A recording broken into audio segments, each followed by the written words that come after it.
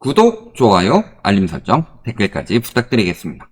저번에도 말씀드렸지만 9월부터 집을 못 살 수가 있다. 집을 사기가 매우 힘들어질 것이다. 요 상황을 생각을 하셔야 되는데, 스트레스 DSR 9월부터 도입된다고 요것만 가지고 이야기하는 거 아닙니다. 스트레스 DSR 도입돼도 수요가 어느 정도는 줄어들겠지만 완전히 줄어들 수는 없는 거잖아요. 9월부터 어떤 문제들이 있어서 집을 못 사는지 이런 것들을 좀 보셔야 되겠죠. 자, 일단은 가장 먼저 봐야 될 게 대출 총량. 요 이야기는 저번에 간단하게 말씀을 드렸었는데, 금융당국에서 대출 총량을 4.7% 이내로 관리하겠다. 요 4.7% 왜 4.7%예요? 올해 명목 GDP 상승률 예상치. 명목 GDP 상승률 예상치가 이 정도가 나왔다. 근데 2분기 때 경제 확 안 좋아졌죠? 3분기, 4분기 때 경제 안 좋아지면은 더 심해질 수 있죠. 여기에 지금 작년 말 기준 가계대출 총량이 692.4조 정도였다면 이게 707.5조까지 6월에 늘어나서 2.18%. 그래서 목표치 1.5에서 2%를 넘어섰다. 은행권 목표치. 근데 지금 7월 한번 보더라도 7.2조가 늘어나서요. 715조 7,383억. 그래서요. 요 기준으로 요거를 나눠봤을 때 대략 3.37%포인트 정도가 늘었다. 7월까지. 그러면요, 6월에서 7월 가계부채가 얼마나 많이 늘어났던 거예요? 1.19%포인트가 늘어났죠. 그러면은 8월에도 같은 추세로 늘어난다면, 대략 1.2%포인트 정도 늘어난다면 어느 정도가 돼요? 거의 한 3.4% 정도 되니까 4.6%포인트 정도 된다. 조금씩 빼면은 4.56 이 정도 나오겠죠. 그럼 나머지 0.14%포인트만 남아요. 9월에 대출 총량 규제를 하겠어요? 안 하겠어요? 나올 일이 없을 것 같은데 지금 추세로 8월까지만 가더라도 4.46%다. 거의 꽉 찬다는 소리예요. 근데 8월에 지금 대출이 줄고 있어요? 그러면은 지금 은행 가보시는 분들이 대출이 안 나온다고 합니다. 은행권에서 미리 선제적으로 대비를 하고 있어요. 그래도 지금 정도라면은 어느 정도까지 된다? 9월에는 대출이 막힐 것이다. 은행권에서 총량 규제 확실히 딱 그렇게 때리진 않더라도 대출 엄청 안 내줄 거예요. 심지어 정책 대출로. 그러니까 이런 것 때문에 불안하니까 이제 어느 정도까지 찾는지는 이야기 안 하고 전 금융권 주담대 증가폭이 줄었다. 그러면요, 5대 신유은행에서 주담대 잔액이 7조 6천억 증가했으나 전 은행권 주택담보대출은 5조 5천억 늘어났다. 실질적으로 1금융 제외하고 주담대가 2조 1천억이 줄어들었다. 1금융 빼고 나면 이만큼 줄었다는 소리죠. 그럼 1금융권으로 왜 많이 몰렸겠어요? 1금융권에서 정책대출을 해주니까. 1금융권에서 대환대출을 해주니까. 그래서 이런 것들 아니면 집을 못 산다는 소리예요. 지금도 보세요. 주담대 15조 넘게 늘어날 동안 그중에 한 6조 정도가 일반 대출이었고 9조가 정책 대출이었어요. 근데 4.7% 지금 9월에 거의 임박하게 되면 정책 대출 계속 풀겠어요?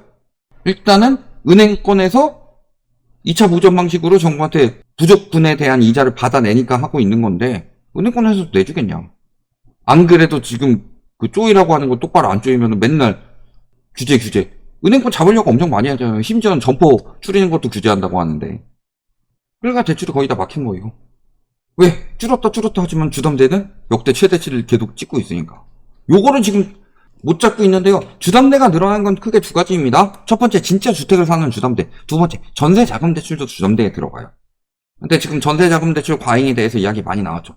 그래서 이 부분에 대해서 DSR 강화하는 부분도 계속 토론이 되고 있죠. 전세가 상승에 대해서 이야기 계속 나오고 있죠. 물론 이 여름 만들어가지고 임대차법 폐지하려는 정부의 움직임은 있습니다. 왜냐면은 윤석열 정부의 부동산 정책은요, 쉽게 이야기해서 집값 올리는 정책 이런 것보다 더 핵심적으로 딱 한 가지로 말씀을 드리자면요, 문재인 정부 거 무조건 반대. 이유는 없지만 반대. 문재인 정부 때 3기 신도시 공급에 대해서 많이 나오니까 요걸 토대로 270만 원 공급하겠다라고 해놓고서 그런 거 다 싹 백지화하고 20몇만 원 발굴해가지고 공급하겠다. 이딴 공급 정책이나 나오고 있는 거고. 그러니까 어떤 영향을 미칠지는 생각 안 하는 것 같아요. 그냥 문재인 정부 반대 이런 느낌인데, 그러니까 지금 주담대가 역대 최대인 거죠. 가장 문제가 되는 건 전세자금 대출이고, 사실 여기에 말씀드렸지만 9월에는 스트레스 DSR이 도입이 되죠. 스트레스 DSR은 한 번 도입되면 완화될 수 없는 거죠. 그리고 도입은 이미 2월에 됐는데 2단계 도입을 하는 거죠. 그러면 실질적으로 지금보다 더 많이 대출이 줄어들 거다. 금리 내려도 대출이 안 나오죠, 더. 스트레스 DSR이라는 건 정확히 말하면 뭐예요? 최근 5년 내 최고 금리대를 기준으로 DSR을 산정을 하겠다는 뜻이에요. 쉽게 이야기를 해서. 물론 그 차이가 너무 어마어마하면 상한선을 정해놓지만. 그럼 금리 인하한다고 해서 대출이 더 나와요? 안 나오죠. 금리 인하해서 대출이 더 나오는 건 전세자금 대출밖에 없어요. 주3 때 이제 DSR이 아니라 스트레스 DSR이 도입이 되면 그렇게 될 수가 없는 거다. 근데 지금 더 미룰 수 있느냐? 지금도 또 미루겠지. 이번 정부가 똑바로 하겠냐? 이런 식으로 생각하시는 분들 많겠지만 그게 안 되는 게요. 그거 밀어가지고 지금 여론이 너무 안 좋아졌어요. 스트레스 DSR을 밀어서 주담대가 늘어나고 그러니까 부동산 시장 안 잡히고 가계부채도 늘어나고 있다. 요 여론이 지금 엄청나게 때려가지고 지금도 기사 들어가지고 예전처럼 댓글 못 달게 해놨죠. 이게 무슨 언론 장악하는 짓이냐. 지금 이진숙 MBC 가가지고 장악하려고 딱 하고 있는데 그거 말고 지금 댓글 안 달리고 24시간 있으면 지워지게 만들었어요. 여론이 워낙 안 좋으니까. 몇 년 전까지는 아니고. 근데 그 24시간 내에 보면은 엄청 여론이 안 좋아요. 스트레스 DSR 연장한 것에 대해서. 더 연장할 수 있을까요? 가계부채도 이렇게 늘어나는데? 적어도 가계부채는 막히겠죠. 가계부채를 막아야 되겠죠. 그러면 전세 DSR이 핵심이죠. 전세가 금리 떨어지면은 주담대는 DSR이 이미 적용되고 스트레스 DSR까지 적용될 것이기 때문에 거기에 총량 규제도 들어갈 것이기 때문에 막힐 것이다. 근데 전세자금 대출 역시도 총량 규제 때문에 막힐 가능성이 굉장히 높죠. 여기에 추가로 DSR 규제를 강화하겠다고 하죠. 심지어 이번에 새로운 김병환 금융위원장은 DSR 중심으로 부채관리 강화하겠다. 근데 제가 이 금융위원장에 대해서 뭐라고 평가했어요? 왜 금융위원장이 왜 바뀌었냐? 그 전에도 사실 금융위원장 역할을 금감원장이 다 하고 있었죠. 근데 전 양반이 어떤 전문가다? 김병환 금융위원장은 인수합병 전문가다. 인수합병 전문가라는 것은 앞으로 인수합병 될 가능성이 굉장히 많아진다는 소리다. 예전에도 경제 위기에 와가지고 회사들 인수합병 하던 그 시기에 엄청나게 활약했던 분이에요. 정부 쪽에서. 그래가지고 인수합병 되고서 무너지지 않게 막고 여기 뭐 합병되고 막 이런 것들 문제 생겨가지고 얘 무너지게 생기면 여기랑 합병시켜가지고 그게 문제가 안 커지게 만들어서 합병하고. 그러면은 지금 앞으로 회사의 인수합병이 엄청나게 늘어날 것을 대비해서 저 사람이 지금 들어온 거다. 그리고 그 문제가 터지기 전에 예를 들어서요. 배를 도킹한다든가 이런 거 할 때요. 전속력으로 때려 박아요? 빗나가면 작살나는 건데? 그러니까 정확하게 맞추기 위해서는 근처에 갈 때 천천히 줄이죠. 지금도 마찬가지예요. DSR 중심으로 관리를 하겠다는 건요. 가계부채가 빠르게 오다가 이렇게 천천히 줄여서 서서히 가도록 만들어야지 인수합병 되고 그러니까 저런 것들에 대해서 경고가 들어간 거다 지금. 그러니까 지금 긴 시기에서 연착륙을 도모하겠다. 맨날 말은 이렇게 우리나라는 디레버리징 여태까지 한 번도 없었습니다. 안 겪어봤으니까 모르는 거예요. 긴 시기에서 연착륙하게 되면은 일본꼴 난다 그랬죠. 자산시장이 무너질 때 부동산 시장 특히 부동산 시장이 밀접하죠. 주식시장보다 부동산 시장이 천천히 떨어지는 이유는 첫 번째는 실수요가 많아서고 두 번째는 환감성이 떨어져서입니다. 주식은 실수요가 없잖아요. 근데 자산시장 붕괴가 왔을 때요. GDP 대비 가계부채가 떨어진 나라들은 나중에 다시 살아났어요. 근데 GDP 대비 가계부채가 안 떨어진 나라가 있죠. 자산시장이 붕괴가 되는데. 그 나라가 일본이다. 그래서 이 가계부채를 디레버리징 하지 못해서 잃어버린 30년이요. 이거를 긴 시기에서 연착륙을 도모하겠다? 암이 3기예요. 수술해도 보장을 못하는데 항암 치료만 계속해가지고 어떻게든 살려보겠다. 그런 의사가 있으면은 돌을 파시는 분이라고 부르죠. 돌팔 같은 처방이냐? 맨날 말은 저렇게 해요. 왜? 나 때 터지면 안 하면 됩니다. 다음 정부 때 터지면 돼요. 다음 정부에 터지면은 나는 그래도 괜찮은 정부 아니었나? 이거를 노리고 있지 않나? 자꾸 가계부채를 잡는다면서 디레버리징 안 시키는 거.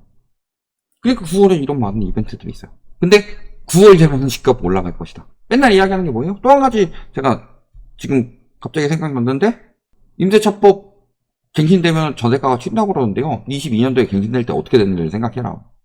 요즘에 그러니까 9월에 이렇게 안 좋은 이벤트들이 많으니까 자꾸 그런 거 시선 못 돌리게 묻어버리려고 맨날 하는 이야기가 뭐예요? 9월 되면 집값 오를 거예요. 왜? 금리 인하할 거니까. 미국에서 금리 인하하면 우리나라도 10월에 금리 인하할 거야. 근데 여태까지 이 이야기 나오면은 계속 주가가 튀는 게 보였죠. 그래서 모두 상승 마감했는데 갑자기 경기 침체 우려가 커지면서 3대 지수가 모두 하락했다. 왜? 지금 인플레이션 걱정해서 경기 침체 우려로 순식간에 돌변했으니까. 경기 침체가 되는데 무슨 집값이 튀어요. 무슨 주식이 튀고 위험자산이 어떻게 튀냐. 코로나 때 그 과잉 유동성 장세에 미친 거예요. 그 과잉 유동성은 진통제였다고 그랬죠. 경제가 큰 고통을 겪으니까 진통제를 투여를 해야 되는데 투여가 과다가 됐어요. 근데 진통제의 성분은 마약 성분인 경우가 많죠. 그래서 진통제 과다 투여해가지고 마약 중독이 됐어요. 마약은 계속 나한테 올 거라고 생각을 하지. 근데 마약 살 돈이 없어요. 그러면 그 다음부터 겪어야 되는 건 뭐예요? 금단 증상이다. 앞으로 심각한 금단 증상의 시기가 올 것이다. 미국에서도 마약 중독됐으니까 유동성 축소해야 돼 라고 하면서 옐런이 뒤에서 몰래 풀었다. 스트레스 양적 완화로. 그러니까 금단 증상이 없는 것처럼 보였지만 아직 중독된 상황이다. 그거 이번에 딱 끊으니까 금단 증상 나오게 생겼다. 그 뒤에는 어떻게 되겠냐. 여기까지 말씀드리겠습니다.